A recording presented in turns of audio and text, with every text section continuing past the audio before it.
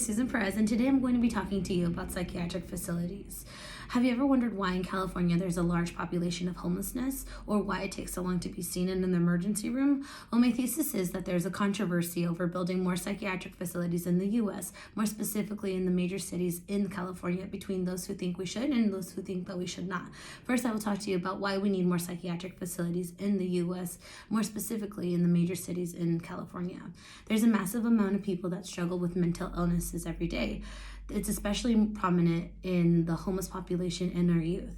According to the National Alliance of Mental Illness, 19.1% of the U.S. adults experience mental illness, which is roughly 47.6 million people, 1 out of 5.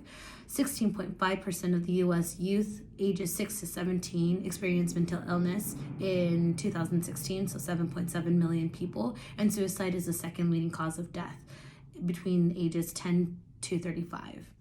70.4% of the youth are in the juvenile system and have been diagnosed with mental illness, and 37% of our incarcerated adults are in state and federal prison that have been diagnosed with mental illness. There's a lot of demand, but not enough supply in the psychiatric field due to the majority of the patients coming from low-income populations. In the article, experience of primary care among homeless individuals with mental health conditions, published in 2015, it states that people experiencing homelessness are faced with medical, social, environmental challenges to their physical and mental health. High rates of psychiatric disorders with the homeless populations have trouble accessing their primary care physicians and don't seek the treatment that they need psychiatrically, which then leads to worse conditions, chronic diseases, and premature mortality rates. According to the article, Mental Health in California, Far Too Many, Care Not There, published in 2018, it states that mental health disorders are among the most common health conditions faced by Californians. Nearly 1 out of 6 Californians experience mental illness. Their findings concluded that the prevalence of the serious mental illness varied by income, with much higher rates of mental illnesses at lower incomes for both children and adults, meaning that if you didn't have enough money or if you came from a low income situation, you had a higher possibility of having mental illness. This article also states that the homeless individuals have significantly unmet needs and problems accessing primary and psychiatric care, so they turn to the emergency room. The majority of the patients that struggle with mental illnesses do not seek treatment until it's too late. This causes that the patient's conditions worsen, some become violent, suicidal, depressed, and so on. This causes patients to go to the emergency room and to seek treatment, and they lead to the emergency rooms being overcrowded. In the article, factors associated with prolonged length of stay in psychiatric emergency services, written in 2018, it states that the boarding of psychiatric patients in the emergency department has been recognized as a significant problem in the U.S. boarding of facilities, and it's also defined as holding patients in the emergency room until a psychiatric facility becomes available. I have witnessed firsthand that our emergency rooms does get overpopulated due to holding psychiatric patients that do not have placement.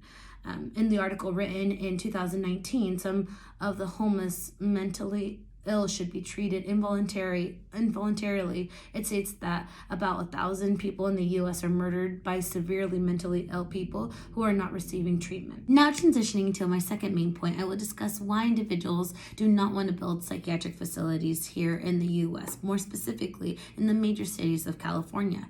First is that there's not enough money. In an article, Stanford Psychiatric Deal Falls Through, written in 1990, it talks about a commitment by a private industry to support psychiatric research at Stanford and to build a psychiatric facility abruptly fell through.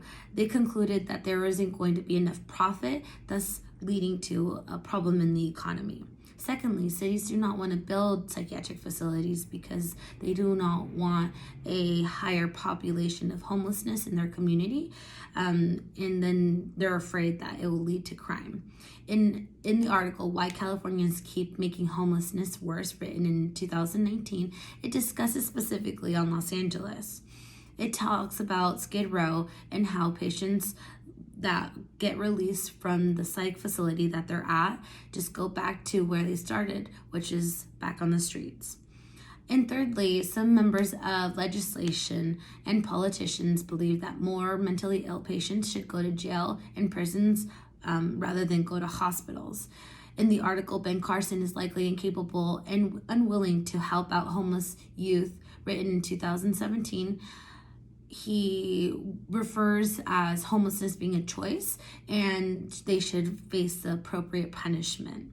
Article, more mentally ill persons are in jails and prisons than in hospital. A survey that states published in 2010 just states that there's an increase in the past 10 years of 77% of inmates having mental illness. This is both problematic and a solution to legislators and politicians because they are seeking the help they need due to having psychiatrists and psychologists in the prisons. In conclusion, there's a controversy over building more psychiatric facilities in the U.S., specifically in the major cities of California. Those that think that we should, and those that think that we should not. First, I talked about why supporters would like to build more psychiatric facilities. Secondly, I talked about why supporters do not want to build psychiatric facilities. In life, there's always going to be a right and a wrong. It is up to the person to look at the big picture and decide whether to build or not to build. Thank you so much for watching.